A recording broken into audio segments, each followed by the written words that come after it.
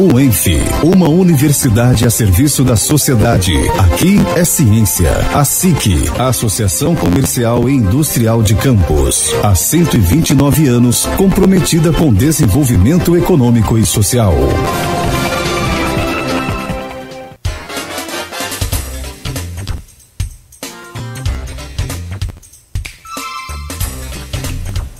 Sete horas 39 minutos, 7h40, arredondando, voltamos com Folha no Ar, primeira edição, e a partir de agora a gente começa a segunda entrevista com o candidato Vladimir Garotinho, nessa rodada de entrevistas com os candidatos. É a segunda rodada de entrevistas e hoje a gente está recebendo o candidato Vladimir Garotinho à Prefeitura de Campos, do PSD.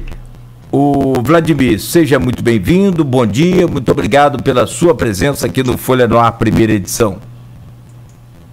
Bom dia, Cláudio, bom dia, Luísio, bom dia, Arnaldo, principalmente bom dia a todos vocês que nos escutam, tanto pela rádio, quanto pelo streaming e pelo Facebook. É um prazer estar aqui para conversar com vocês e falar um pouco sobre a nossa campanha e sobre os próximos capítulos. Faltam apenas 10 dias para a eleição. Então estamos aqui dispostos a falar sobre qualquer assunto. Vladimir, bom dia, obrigado pela presença. A gente tem, com essa coisa da eleição americana, a importância que ela tem para o mundo. É impressionante o envolvimento do cidadão comum brasileiro na eleição. A primeira, como é que você vê a eleição? Tudo indica que Biden ganhou no voto, né? Vai haver recurso do Trump. A primeira corte estadual e depois deve entrar na Suprema Corte. Como é que você vê ela? Como é que você vê os impactos aqui no Brasil, no mundo? Você vê algum impacto em Campos, especificamente? Aloysio, a eleição americana, por ser a maior potência mundial, ela obviamente repercute no mundo todo. Eu não vejo problema especificamente para Campos agora, nesse momento, e acho que não é também o caso a se levantar aqui, porque nós vamos ter, com certeza, desdobramentos no mundo todo. O Brasil não vai ficar de fora disso, porque o Brasil tem uma relação comercial muito forte com os Estados Unidos, mas a gente precisa acompanhar os próximos capítulos, acompanhar qual vai ser o posicionamento oficial do governo brasileiro, mas por enquanto o que a gente pode esperar é que a eleição lá termine da melhor maneira possível e que não haja intercorrências desagradáveis, porque a gente sabe que os ânimos são sempre acalorados. A eleição americana está mostrando um país muito dividido, então que a gente possa ter um resultado que não gere revolta nas ruas, que não gere confusão nas ruas, que o povo aceite o resultado democrático e depois aguardar os desdobramentos no mundo todo. Mas eu queria frisar que Campos, nesse primeiro momento, não vai ter nenhum impacto diretamente com a eleição americana, e a gente tem que falar também aqui agora sobre a eleição municipal, que faltando 10 dias, tem muita coisa acontecendo, muito fato acontecendo, e o povo precisa saber e escolher o seu melhor candidato. Então vamos lá, vamos falar do municipal. O principal problema de Campos, ninguém ignora, é financeiro, ele não é política eleitoral. Já falamos aqui no primeiro programa sobre isso, né? Você tem previsão do orçamento para o ano que vem, varia, está previsto 1,7 bilhão, mas há previsões que falam até de 1,5, como o professor da UENF, Alcimar Freitas, né, Alcimar Chagas, perdão, na série de painéis que a Folha da Manhã fez, 11 painéis sobre a crise financeira. O professor Roberto Rosendo, também economista, diretor da UF Campos, falou que até menos, e você tem desse 1,5, 1,7, 1,1 com folha de pagamento, né? Só com folha de pagamento, seja certo. É uma previsão de gasto total de quase 2 bilhões. Pergunta que eu já fiz a você, vou refazer, ela é cada dia mais importante nesses dias que nos separam da urna, e todo eleitor deve pensar nela antes de votar, é como fechar a conta. Luiz, primeiro eu queria pedir desculpa aqui ao ouvinte, que eu estou com a voz um pouco rouca, é a correria da campanha, a gente fala muito, participa de muita reunião, então estou com a voz um pouco afônica, um pouco rouca. Aloysio, essa questão, como você fala, é sim uma questão muito importante, talvez a questão principal para o próximo prefeito que vai assumir, e o povo de Campos precisa olhar qual candidato tem condição de fazer esse equilíbrio nas contas do município. Eu, como deputado federal, como uma pessoa que estudou o orçamento da cidade por praticamente um ano, junto com um grupo, como eu falei já na sua outra resposta, de mais de 114 pessoas, tenho caminhos para poder fazer isso, não só de apertar o cinto, mas apertar o cinto não é e não significa tirar das pessoas que mais precisam ou tirar de funcionário público, é apertar o cinto nos bueiros de dinheiro que tem a Prefeitura de Campos, como, por exemplo, na saúde. Rafael vai completar este ano gastando 3 bilhões na saúde nos 4 anos que ele esteve à frente da Prefeitura, e a cidade simplesmente não tem saúde. Então, assim, existem mecanismos e também existe muito recurso novo. Eu forço essa tecla sempre, porque recurso novo é recurso do orçamento federal, recurso do orçamento da União, também emendas parlamentares, e eu também tenho um compromisso do meu partido, do PSD, que é um partido muito forte em Brasília, com 13 senadores, 36 deputados federais, de conseguir recurso para mim através de emendas impositivas ao orçamento da União. Eu, inclusive, discordei um pouco daqueles números apresentados sobre o custeio da Prefeitura, depois eu pude pesquisar mais a fundo. Realmente aqueles números, Aloysio, eles são o estimado contratado, não exatamente o executado. Então aquela previsão de gasto da Prefeitura para o próximo ano, ela também não está correta. Não estou aqui criticando quem fez, mas ele deve ter pego os números estimados de contratação e não efetivamente o que foi gasto.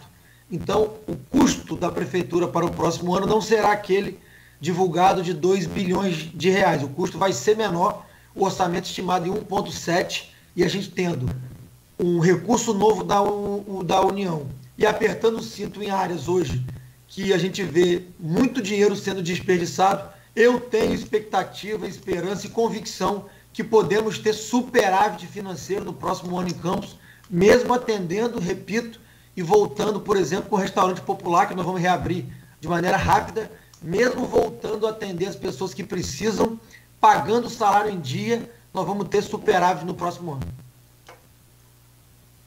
Vladimir, outra questão nessa área econômica aí que é importante, foi uma notícia até que a gente deu aqui no primeiro bloco, que é com relação à questão do adiamento do julgamento da partida dos royalties.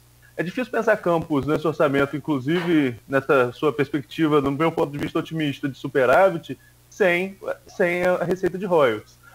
Qual a importância dessa decisão de Fux e como não se acomodar nela? Porque, como falei desde o início, o que nos segura é uma liminar desde 2013, né? Passou o segundo governo da sua mãe, da ex-prefeita Rosinha, esse primeiro governo do prefeito Rafael Diniz, e vem aí um próximo governo numa liminar. Então não é nada seguro. Por como não se desarticular em nível nacional para chegar a uma solução quanto a isso? Arnaldo, na verdade, acomodado eu nunca fiquei em relação a isso, muito pelo contrário, eu sou o deputado que preside a frente parlamentar que defende os municípios produtores de petróleo. Eu deixei aqui 2 dias de campanha eleitoral para ir a Brasília lutar por isso, participei da comitiva, conseguimos mais uma vez uma vitória para poder adiar o julgamento, para se fazer uma conciliação. Eu nunca estive tão motivado e acreditando tanto na conciliação. O atual presidente do STF, o ministro Luiz Fux, ele é carioca e é um conciliador nato, né? Ele é uma pessoa que sabe mediar, sabe conciliar, e ele próprio assumiu a responsabilidade de fazer a mediação com os estados, não apenas o papel de ministro de julgar. Ele assumiu o papel junto ao governador, junto ao presidente da Assembleia, junto aos deputados federais, junto à bancada do Rio de Janeiro, de fazer esse papel de mediação. Então eu nunca tive tão motivado, nunca tive tão animado. Eu tenho a certeza que nós vamos encontrar um caminho, que nós vamos fazer com que o Estado do Rio, os municípios produtores, tenham a menor perda possível, ou até nenhuma perda, né? Mas como a gente sabe que o bom é inimigo do ótimo, se a gente tiver perdas bem menores do que as projetadas, que seriam uma situação de calamidade realmente, os estados e municípios não sobreviveriam se redistribuísse e fizesse a partir da maneira que estava previsto. Então eu tenho certeza que tendo uma perda muito menor, e a gente também conseguindo aqui no nosso município conseguir novas formas de receita, seja através da agricultura, seja através do investimento público, seja através de um plano de regularização fundiária, Campos vai poder voltar a ter outro tipo de orçamento, outros tipos de receita para cobrir uma eventual perda pequena que teremos após essa conciliação e essa mediação para que comece a valer a nova regra. Mas você está... Quero jogar água no chope, não, você está otimista, superávit, nenhuma perda na partilha. Eu espero sinceramente que tudo se cumpra, mas é muito otimismo. Agora, tem que ser otimista, Luiz. Nossa cidade precisa olhar para frente, tem que ter otimismo. Não, perfeito. Eu acho que tem que ser otimista sim, mas também não pode. Espero que esteja certo. Mas eu não tenho essa expectativa de nenhuma perda de superávit para o ano que vem, não. Mas vamos lá. Da onde que viria esse superávit para Campos no ano que vem? Repito, Luiz, como eu já disse na resposta anterior. Repito. Primeiro, aquela estimativa de despesa está muito alta. Ricardo Vasconcelos. Muito alta. Aquilo não são valores efetivamente executados. Aquilo são valores projetados de contratação. Então, não é aquela despesa que está anunciada. Tá? Segundo, precisamos apertar o cinto em áreas onde tem desperdício do dinheiro público. As pessoas hoje não têm uma saúde de qualidade em Campos e o governo gastou mais da metade do orçamento com saúde no último ano, Luiz. 857 milhões foi o valor pago, mais 50 de restos a pagar. Ou seja, a saúde de Campos custou no último ano 907 milhões. Na época, no governo Rosinha, no último ano, que foi o ano que se gastou mais com a saúde, se gastou 740. Nós estamos falando de mais de 150 milhões a mais do que se gastou no governo Rosinha e se tinha uma saúde muito, muito melhor do que a que se tem hoje. Os postos de saúde estão fechados, os hospitais estão caindo, não se tem remédio, não se tem material para os profissionais trabalhar. Então existe um bueiro de dinheiro escorrendo em algumas áreas da prefeitura que tem que se apertar o cinto. E também arrumando dinheiro novo, seja de orçamento direto da União, seja de emendas parlamentares, nós vamos equilibrar a conta, eu não tenho dúvida disso, porque eu estudei essa cidade junto com um grupo de pessoas durante 10 meses, com economistas, com pessoas das universidades, com acadêmicos, com pessoas que conhecem a fundo o orçamento público, e eu posso te afirmar que fazendo uma gestão correta, a gente vai ter superávit sim no próximo ano. É uma visão otimista? Mas é uma visão realista também de quem estudou, de quem conhece os números. Não, eu também estudei um pouquinho. Fiz 11 painéis com 36 professores universitários, gestores universitários, empresários, sindicalistas.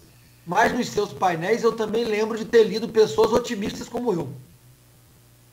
Mas nenhuma delas acho que era candidata a prefeito, né? Então por isso que eu tô falando. Mas isso, enfim, espero que esteja certo. Espero que tenha superávit. Agora, de onde que vem essa projeção de nenhuma perda na partilha dos royalties? Não, eu não disse nenhuma. Eu disse que tomara que não tenha nenhuma. O que a gente está tentando, e eu estou muito otimista realmente, porque o ministro Luiz Fux, ele é do Rio de Janeiro e ele é um conciliador nato. E ele assumiu a responsabilidade para ele de mediar junto aos estados uma maneira de minimizar as perdas dos estados e municípios produtores de petróleo. Então, assim, eu estou muito confiante nessa mediação do Fux de que se encontre um modelo de minimizar perdas. Tá? Existe, por exemplo, uma proposta do Espírito Santo que ela não é a melhor para o Rio de Janeiro, não é a melhor, mas que já minimiza perdas. O Rio de Janeiro apresentou ao ministro Luiz Fux uma outra proposta, tá? Em que o Rio de Janeiro perde bem menos e que, além de perder bem menos na questão do royalty, a gente recupere na questão do ICMS, visto que apenas o Rio de Janeiro não é taxado na sua origem, na sua fabricação, derivados de petróleo, do óleo, de combustíveis. Então, assim, existem mecanismos de se perder menos ou até de se não perder nada. Muito pelo contrário, se a gente conseguir, nessa mediação, que o Rio de Janeiro volte a tributar o ICMS na sua origem de petróleo, de derivados, do óleo, do combustível, pode ser que o Rio de Janeiro nem perca nada. Porque a receita que vai entrar de ICMS, ela seria maior, iria suplantar a receita de royalties do petróleo que possivelmente perderia. Então, por isso que eu estou muito animado. muito motivado mesmo. Acho que o nosso povo precisa ouvir notícias boas. E a gente tem que ser realista quando diz para ela que nós estamos otimistas com a situação. Eu sou uma pessoa, Luiz, e você me conhece, que eu sou muito realista. Eu não prometo que eu não posso cumprir. Eu sou uma pessoa que não vendo ilusão para as pessoas, mas nessa questão específica sobre a mediação do fluxo, eu estou realmente muito otimista e muito esperançoso. Vladimir, o próximo prefeito de Campos deve herdar, tudo indica que vai herdar uma folha de RPAs que ficará desse governo para o próximo, seja quem for o próximo prefeito. Como mediar isso? A gente já fala você vê como certo equívoco, mas a gente tem uma projeção de déficit de 17 milhões e, além disso, tem essa folha que vai ficar de um governo para outro. É preciso auditar? Isso vai ser pago? Qual vai ser o tratamento com esses RPAs que ficarem de uma gestão para outra? Aloysio, você falou a palavra certa, né? Arnaldo, desculpa. Muita gente que trabalha, que efetivamente trabalha, não precisa se preocupar. Porque quem trabalha vai ter o seu trabalho reconhecido. Agora, a prefeitura não pode ser cabide de emprego para malandro ou para cabo eleitoral de vereador que não faz nada, que fica ali apenas para ocupar um espaço e garantir voto na Câmara de Vereadores. O que nós precisamos fazer é efetivamente passar uma régua em quem trabalha e quem não trabalha para poder cumprir os compromissos. Um governo sério, uma pessoa séria, ela honra os seus compromissos. Esse governo, infelizmente, deixou os RPAs 8 meses sem receber. Atualmente, alguns estão recebendo, outros ainda não estão recebendo. Eu tive ontem, inclusive, numa reunião no bairro da Pecuária, em que estavam lá alguns RPAs dizendo que ainda estão há 4 meses sem salário. Então, assim, quem trabalha de fato não precisa se preocupar, porque a folha que ficar para pagar, nós vamos pagar. Não precisa se preocupar com isso. Agora, aquelas pessoas que estão encostadas na prefeitura por indicação de A, de B ou de C, que não trabalham, que não prestam serviço à população, nós vamos ter que auditar para poder pagar efetivamente aquele que trabalha. Deixa eu botar o 20 e telespectador pelo streaming na conversa. Tem aqui no grupo de WhatsApp da Folha, fez agora, não fez agora, 7h30, antes começa, não é o programa já começado. O Tadeu Bezerra, presidente do Sindipetro Campos, fez a pergunta, eu repasso a você. Vladimir, o senhor ainda não assinou a carta em defesa da Petrobras proposta pelo Sindipetro NF. Mas o que o senhor pensa sobre os investimentos da Petrobras na Bacia de Campos, que sofreu redução de 2/3 nos últimos 5 anos? O senhor pretende fazer um trabalho político para que os investimentos voltem para a nossa região? Lembro que já perdemos mais de 50 mil postos de trabalho na região devido a essa queda de investimentos. Olha, essa carta do Sindipetro não chegou às minhas mãos. Eu até peço ao Tadeu que coloque aí no seu grupo, ou então você depois passe meu telefone para ele, que ele possa me enviar, porque eu não recebi, não tenho problema nenhum em assinar uma carta em defesa da Petrobras, muito pelo contrário. Sou um defensor da Petrobras, inclusive propus um projeto de lei para tentar revogar aquela famosa MP do trilhão que o Michel Temer concedeu às empresas multinacionais e internacionais que estavam querendo investir em postos aqui no Brasil, né? Infelizmente, esse projeto nem foi à pauta por interesses do Congresso Nacional, e inclusive eu encaminhei para o Zé Maria, naquela época, esse projeto de lei que eu criei, inclusive elogiou muito o projeto, mas infelizmente por forças políticas diversas dentro da Câmara, por interesses diversos, não conseguimos levar esse projeto à frente. Obviamente que o prefeito de Campos, ele tem um papel fundamental na questão da Petrobras, até porque quase sempre o prefeito de Campos é o diretor e presidente da Umpetro, que cuida aqui dos municípios que produzem petróleo.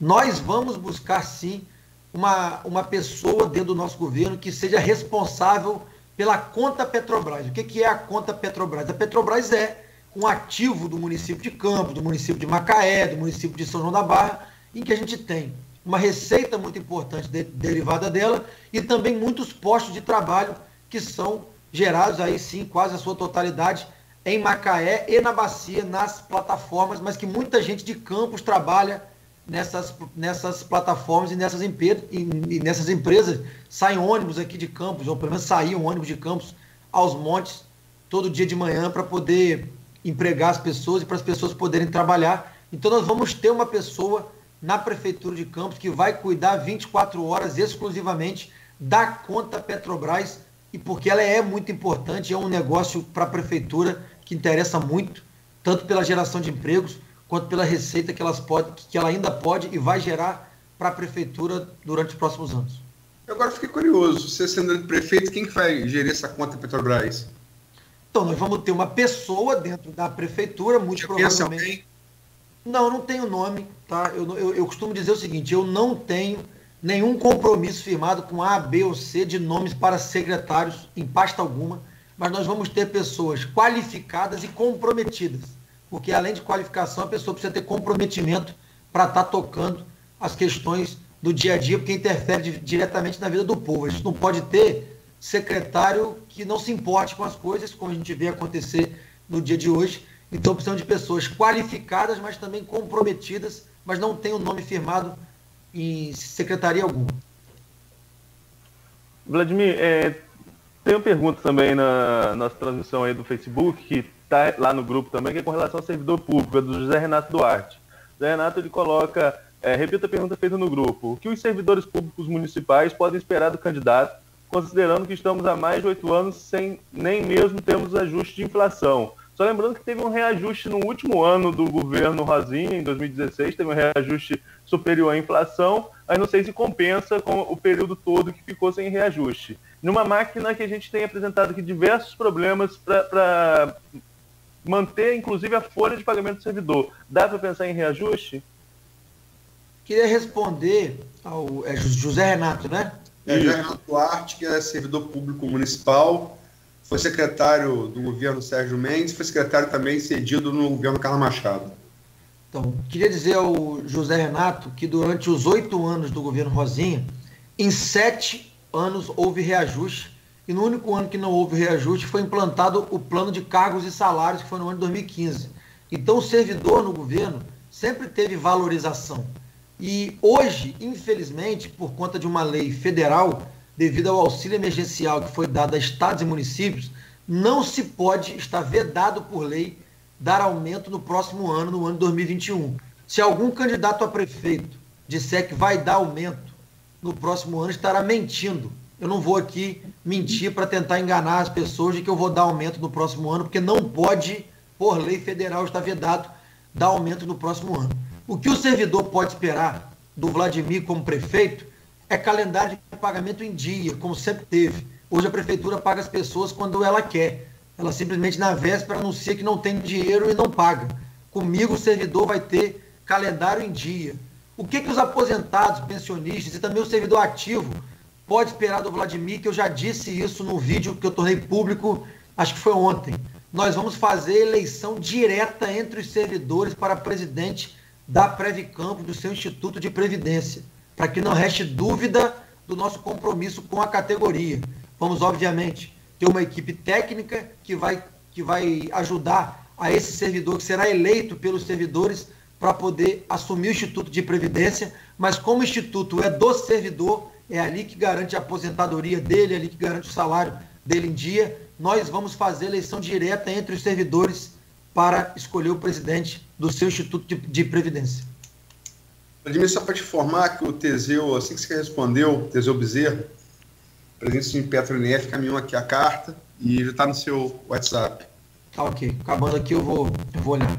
Tá ok. Agora vamos lá. Ano que vem, da onde que viriam esses recursos novos? Você tem uma experiência parlamentar, embora recente, mais exitosa, você conseguiu recursos para retomar as obras do prédio da UF, ele já está, graças a Deus, agora em fase de... Vai ser marcada a licitação para retomar as obras. Não, acho que já até teve a licitação, Luiz. Já teve a licitação? Já aconteceu a licitação, já teve empresa vencedora, acho que já está até marcado o início das obras. O reitor da UF passou essa informação na semana passada. Mas, enfim, vamos deixar a UF, embora seja muito importante, mas vamos deixar de lado. Da onde que viriam esses recursos especificamente para Campos, esse dinheiro novo? Dinheiro novo, você e vários candidatos estão falando. Mas, como disse aqui o Fabrício Maciel, sociólogo, professor da UF Campus, por coincidência, vai fazer? Diga como. Então, da onde que vai vir esse recurso? Aloysio, a diferença entre o Vladimir e qualquer outro candidato é que o Vladimir já trouxe recurso novo. Eu queria saber dos outros candidatos exatamente como eles estão pensando em fazer isso. Essa experiência parlamentar que eu tenho me abriu muitos caminhos e muitas portas em Brasília, que eu sei onde está o dinheiro novo. Eu sei aonde tem dinheiro em Brasília. Eu sei em qual porta bater. E eu sou de um partido, repito, que é muito forte em Brasília e que tem o compromisso, junto ao governo federal, de colocar recurso no orçamento da União, especificamente para campos, tanto no fundo de educação, que agora tem custeio de educação, que até o ano passado não tinha, esse ano agora tem, recurso no fundo de assistência social, recurso no fundo de saúde. Então existe verba para custeio, dinheiro para custeio e também para investimento disponível. Quem concentra a arrecadação e o dinheiro no nosso país é o governo federal. Eu repito, pergunto aos outros candidatos como eles vão fazer. Eu estou mostrando como eu vou fazer porque eu já fiz. Você, Luísio, pode fazer uma conta rápida com as pessoas, mesmo sendo oposição ao atual prefeito, mesmo sendo, entre recursos de investimento da UF, entre recursos na área de saúde, na área assistencial para a PAI, a POP, a PAI, a POI, a PAP, Irmão da Solidariedade, João Viana, e entre credenciamento dos hospitais, plantadores de cana e beneficência, eu coloquei dentro de Campos quase 60 milhões de reais, Aloysio, como deputado federal de oposição ao prefeito. Foram quase 60 milhões dentro de Campos em 1 ano e 10 meses de mandato. Eu quero saber dos outros candidatos, efetivamente, como é que eles vão fazer. Eu, além de saber o caminho de fazer, eu já fiz.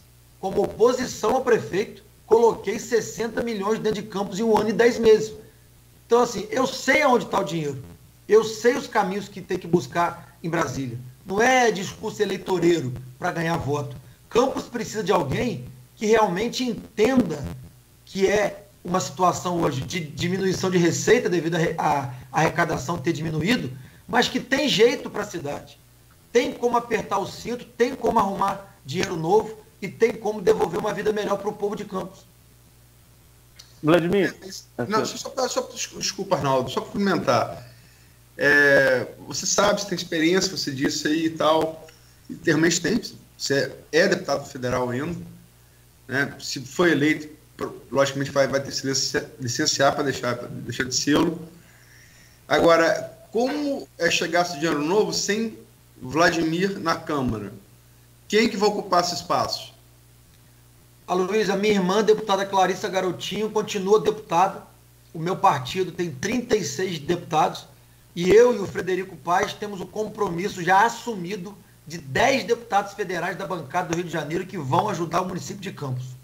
Então, assim, portas, quando você abre, quando você constrói relacionamentos saudáveis, você consegue manter as portas abertas. Além da minha irmã, deputada Clarissa, já houve uma conversa entre eu e ela, que ela vai dedicar o mandato dela à nossa cidade.